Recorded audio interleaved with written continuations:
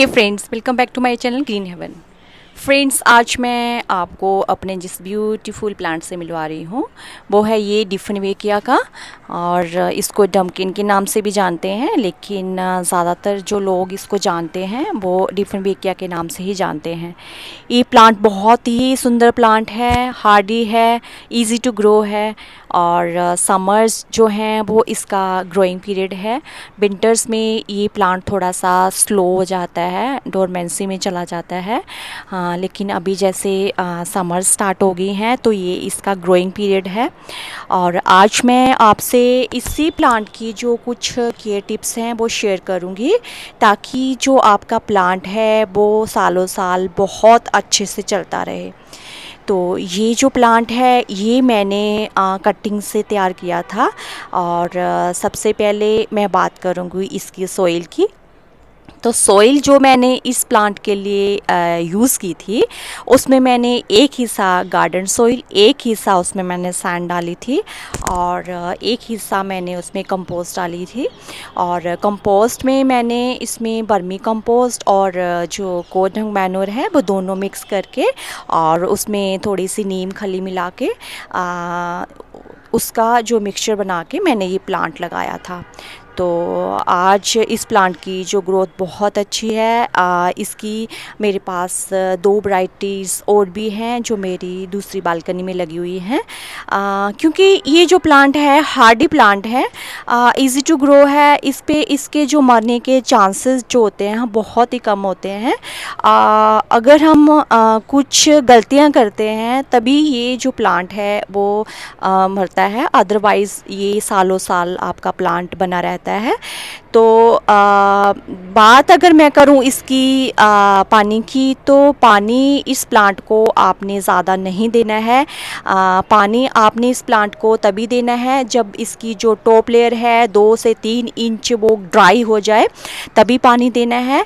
और इस प्लांट के ऊपर ज़्यादा मिस्टिंग नहीं करनी है, क्योंकि अगर इस प्लांट को आप ज़्यादा पानी देते हो, इसके ऊपर पानी ज़्यादा पड़ेगा तो एक तो इसकी जो रूट्स हैं वो भी गल जाती हैं, और इसका जो स्टेम है, इसकी जो पत्तियां हैं वो भी गलना स्टार्ट हो जाती हैं। इसलिए इस प्लांट को आपने पानी तभी देना है जब रिक्वायरमेंट हो इस प्लांट की।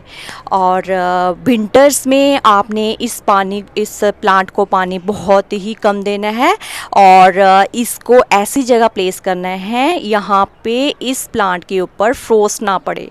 अगर इस प्लांट के ऊपर विंटर्स की जो फ्रोस्ट पड़ेगी तो भी फ्रेंड्स इसका जो स्टेम है, इसकी जो लीव्स हैं वो गल जाती हैं, तो आपका जो प्लांट है वो धीरे धीरे ख़त्म हो जाता है।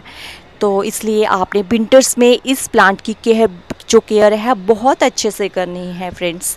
और इसका जो ड्रेनेज होल है वो भी आपने बहुत ही अच्छा रखना है। वो ऐसा रखना है आपने कि उसमें जो आपका गमला है पानी उसमें रुक ना पाए। अगर पानी रुक के जो पोट में पानी रुका रहेगा, मिट्टी सोगी रहेगी, तो भी इसकी जो रूट्स हैं वो जल्दी गल जाती हैं। तो आपने इसके पानी का और ड्रेनेज होल का बहुत ही ध्यान रखना है। और अगली जो बात है वो इसकी फर्टिलाइज़र की है। तो फ्रेंड्स, फर्टिलाइज़र इस प्लांट को ज़्यादा नहीं देनी है, क्योंकि ये प्लांट ज़्यादा हैवी फीडर नहीं है। तो फर्टिलाइज़र आपने जैसे दूसरे प्लांट्स को साल में आप 2 बार फर्टिलाइज़र देते हो, तो तब आप इसमें फर्टिलाइज़र जो है वो दे सकते हो। एक तो आप मार्च अप्रैल में, और दूसरी जो आपकी बरसातों के बाद सितंबर का मंथ आता है तब इसमें फर्टिलाइज़र देनी है। तो इसमें फर्टिलाइज़र क्या देनी है आपने, इसमें आप वर्मी कंपोस्ट और आपका जो कोडंग मैन्योर होता है वो दे सकते हो। और जब भी आपने ये फर्टिलाइज़र इस प्लांट को देनी है तो फ्रेंड्स उसमें आपने थोड़ी सी बोन मील और थोड़ी सी नीम खली मिक्स करके इस प्लांट की जो मिट्टी है उसमें ये जो फर्टिलाइज़र है आपने डाल देनी है।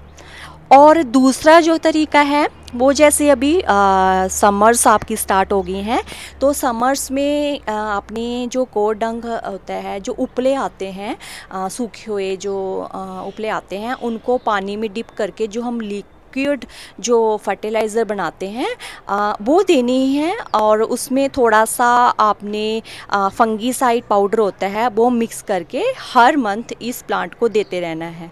तो इस प्लांट में ना तो फंगस की दिक्कत आएगी, और जो लिक्विड फर्टिलाइज़र देने से क्या होगा कि जैसे अभी समर्स हैं, तो समर्स में आपके प्लांट में ज़्यादा गर्मी, जो गर्मी से भी ख़राब हो जाते हैं ना, तो वो जो खाद होती है, लिक्विड होता है, वो ठंडा होता है, तो वो आपके प्लांट को ठंडक पहुंचाएगा, जिससे आपका जो प्लांट है वो अच्छा रहेगा, उस पर गर्मी का इफ़ेक्ट बहुत कम पड़ेगा।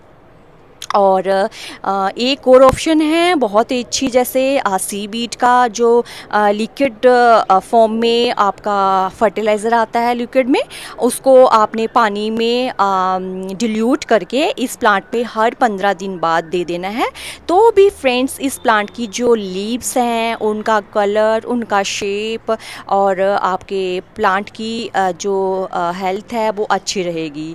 और जैसे मैंने आपको बताया कि आपने बोन मील भी मिक्स करके इसको देते रहना है, जो इसकी उसमें जैसे बहुत मात्रा में आपका पोटाशियम फास्फोरस होता है, तो वो इसकी जो रूट्स हैं प्लांट की, वो उससे बहुत अच्छी रहती हैं। अगर प्लांट की रूट्स अच्छी रहेंगी तो आपका प्लांट कभी ख़राब नहीं होगा, वो बहुत हेल्दी रहता है। और अगली बात मैं करूँगी इसकी प्रोपोगेशन पे। तो फ्रेंड्स, प्रोपोगेशन इस प्लांट का बहुत इजी है।